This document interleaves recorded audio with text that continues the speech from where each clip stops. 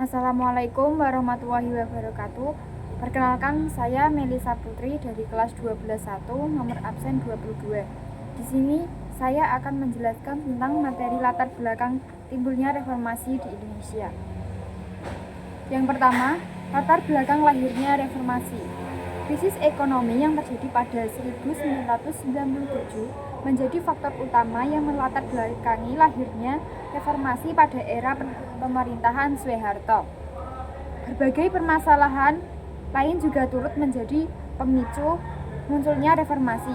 Berikut hal-hal yang melatar belakangi lahirnya reformasi. Yang pertama, krisis ekonomi. Krisis ekonomi yang terjadi di Indonesia ditandai dengan melemahnya nilai tukar rupiah dengan dolar Amerika. Nilai tukar rupiah yang semakin melemah sehingga membuat pertumbuhan ekonomi Indonesia menjadi 0%. Tanda adanya krisis ekonomi. Yang pertama, kurs rupiah terhadap dolar Amerika Serikat melemah. Pemerintah membentuk Badan Penyihatan Perbankan Nasional (BPPN) yang mengawasi 40 bank bermasalah lainnya. Yang kedua, perusahaan milik negara dan swasta banyak yang tidak dapat membayar utang di luar negeri yang telah jatuh tempo. Yang ketiga, angka pemutusan hubungan kerja (PHK) meningkat karena banyak perusahaan yang melakukan efisiensi atau menghentikan kegiatannya sama sekali. Penyebab krisis ekonomi yang pertama yaitu utang negara Republik Indonesia. Yang kedua, penyimpangan pasal 33 UUD 1945. Yang ketiga, korupsi, kolustrasi, dan nepotisme. Yang keempat, politik sentralisasi. Yang kedua yaitu krisis politik. Krisis politik ini ditandai dengan adanya kemenangan untuk Golkar dalam pemilihan umum 1997 yang dinilai penuh kecurangan. Golkar menjadi kendaraan politik Soeharto untuk mendukung kekuasaannya selama 32 tahun. Demokrasi tidak dilaksanakan dengan semestinya. Misalnya, kedaulatan tidak lagi di tangan rakyat. Pada kenyataannya, Soeharto dianggap merekayasa praktik itu sehingga sebagian besar anggota MPR diangkat dengan sistem keluarga nepotisme.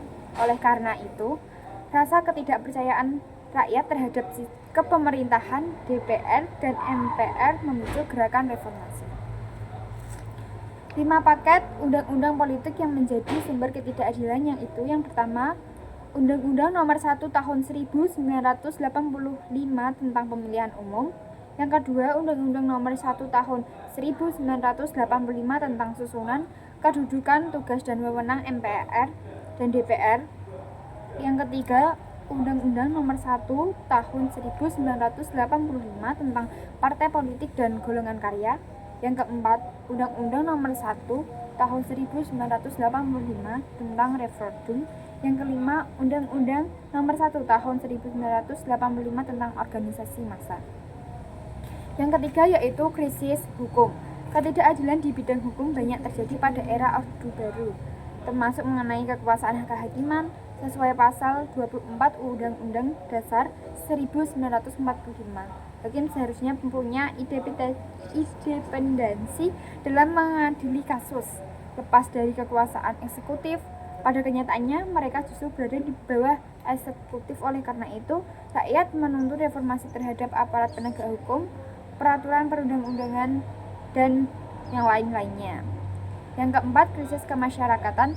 Ketidakpercayaan masyarakat terhadap pemerintah merupakan akibat dari praktik KKN di bidang parlemen, kehakiman, dunia usaha, perbankan, serta peradilan dalam pemerintah yang sudah berlangsung lama. Terima kasih. Wassalamualaikum warahmatullahi wabarakatuh.